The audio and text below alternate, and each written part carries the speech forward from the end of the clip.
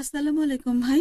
ওয়ালাইকুম আসসালাম রহমতুল্লাহ। আসলে আমার একজন অমুসলিম বন্ধু আমাকে একটা প্রশ্ন করেছেন যে সূরা রহমান অধ্যায় 55 আয়াত 26 বা 27 একদিন সবকিছু ধ্বংস হয়ে যাবে, শুধুমাত্র সৃষ্টিকর্তার মুখই থাকবে, বা কোনো কোনো ক্ষেত্রে আমাদের আল্লাহ তিনি দেখেন এবং শোনেন, তার মানে তার আকার আছে।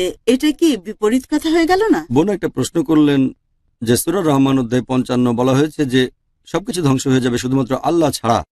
কোরআনে আছে আল্লাহ নিরাকার, তাই এখানে একটা প্রশ্ন এসেছে আল্লাহর কি শরীর আছে? বোন যদি এই দুটো বিষয় বোঝেন যে আল্লাহ সুবহানাহু ওয়া তাআলার ছায়া আছে, কোরআনে আছে তার ছায়া আছে, তার মুখ আছে, তার মুখ আছে, কিন্তু আল্লাহ সুবহানাহু ওয়া তাআলার চেহারা কল্পনা করতে আমরা পারবো না, আল্লাহর আকার তৈরি করতে পারি না, কিন্তু আল্লাহর ছায়া আছে। কোরআন বলছে আল্লাহর মুখ আছে, মুখ আছে। কোরআন বলছে আল্লাহর হাত আছে, হাত আছে। কেমন হাত আছে, আমাদের যেমন তেমন কিনা, সেটা সম্পূর্ণ আলাদা বিষয়। কোরআনে আছে সূরা শুরা অধ্যায় নম্বর 42 আয়াত নম্বর 11 যে আল্লাহ সুবহানাহু ওয়া তাআলা দেখেন এবং শোনেন, কিন্তু তার দেখা এবং শোনার ধরন আমাদের থেকে আলাদা। আমাদের শব্দ তরঙ্গের প্রয়োজন, মাধ্যমের প্রয়োজন। আল্লাহ সুবহানাহু ওয়া তাআলা কিভাবে শোনেন আল্লাহ জানেন। কাজে আল্লাহ সুবহানাহু ওয়া তাআলার আকার আছে।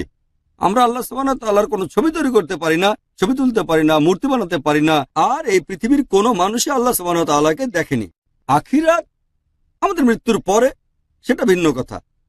আমাদের মৃত্যুর পর ইনশাআল্লাহ যখন জান্নাতে যাব আল্লাহ সুবহানাহু ওয়া তাআলার ছায়া দেখতে পাবো। অনেক হাদিসে এটা বলা হয়েছে এবং আমরা সেটা দেখতে চাইবো, কিন্তু এই পৃথিবীতে আমরা দেখতে পাবো না। আল্লাহ সুবহানাহু ওয়া তাআলাকে এই জীবনে কখনো দেখতে পাবো না, কেউ দেখবে না। যদি কোরআন পড়েন সেখানে আছে মুসা আলাইহিস সালাম বললেন যে আমি আল্লাহ সুবহানাহু ওয়া তাআলাকে দেখতে চাই। আল্লাহ বললেন ঠিক আছে পর্বতে চূড়ায় তাকাও, আমিও পর্বতে আমার নূরের একটা ছটা দেখাবো।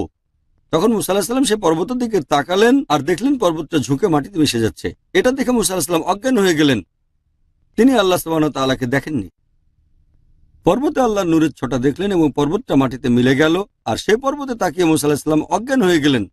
সুতরাং ব্যাপারটা হলো যে আমরা আল্লাহ সুবহানাহু ওয়া তাআলাকে দেখতে পারবো না, কিন্তু আল্লাহর আকার আছে কিনা, হাত মুখ আছে কিনা সে বিষয়ে বলবো যে হ্যাঁ আছে। কিভাবে আমরা জানি না, আল্লাহ জানেন।